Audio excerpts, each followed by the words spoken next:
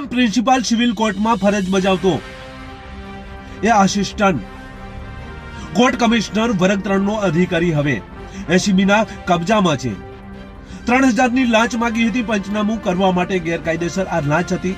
બનાસકાંઠા એસીબીનો સંપર્ક ફરિયાદી કરે છે અને ત્યારબાદ આ છટકું ગોઠવવામાં આવે છે। આ છટકામાં લાંચ લેતો આ ભ્રષ્ટ કર્મચારી ઝડપાયો છે, જેની આજે વાત ક્રાઇમ આવાજ ન્યૂઝમાં તમારું સ્વાગત છે। હું છું તમારી સાથે તમારો નાનજી ઠાકોર।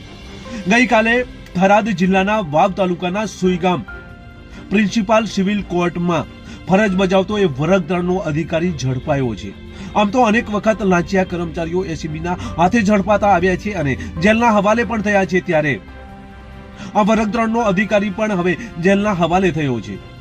કાયદેસરનું પંચનામું કરવા માટે કોર્ટનો હુકમ હતો, છતાં પણ ગેરકાયદેસર 3000 રૂપિયાની લાંચ માંગી હતી અને ફરિયાદી આપવા માંગતો ન હોય એટલે બનાસકાંઠા પાલનપુર એસીબી NA ચૌધરીનો સંપર્ક કર્યો હતો અને ત્યારબાદ બનાસકાંઠા એસીબી દ્વારા આ છટકું ગોઠવવામાં આવે છે।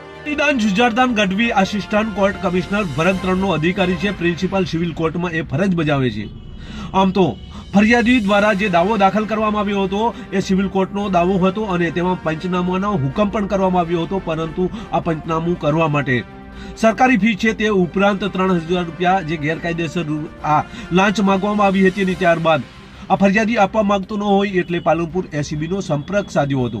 પાલનપુર એસીબી NA ચૌધરી દ્વારા પંચો બોલાવવામાં આવ્યા હતા અને ઘટના સ્થળે જવામાં આવ્યું હતું, ત્યારે આ વર્ગ 3 નો અધિકારી લાંચ લેતા એસીબીના હાથે ઝડપાઈ ચૂક્યો હતો।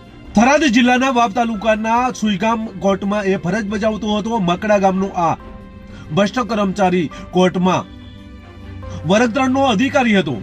બનાસકાંઠા એસીબીનો સંપર્ક કરવામાં આવે છે। NA ચૌધરી દ્વારા આ ટ્રેપ ગોઠવવામાં આવે છે અને ત્યારબાદ આ એસીબીમાં ઝડપાઈ જાય છે, ત્યારે હાલ જેલના હવાલે થયો છે। જ્યારે એસીબી ટ્રેપ સફળ કરતી હોય છે, ત્યારે થોડા સમય માટે આ ભ્રષ્ટ બાબુઓ પૈસા લેવાનું બંધ કરતા હોય છે, પરંતુ જ્યારે થોડો સમય થતાની સાથે જ આ ભ્રષ્ટ બાબુઓ પૈસા લેવાનો સિલસિલો યથાવત કરતા હોય છે, ત્યારે આવો જ એ ભ્રષ્ટ કર્મચારી ઝડપાતા થરાદમાં અનેક સવાલો ઊભા થયા છે। બસ એ જ, જો તમે અમારી ચેનલમાં નવા છો અને આવા જ લેટેસ્ટ ન્યૂઝ જોવા માંગો છો તો અમારી ચેનલને અત્યારે સબસ્ક્રાઇબ કરો, જેથી આવનાર લેટેસ્ટ ન્યૂઝ તમારા સુધી પહોંચી શકે। નમસ્કાર।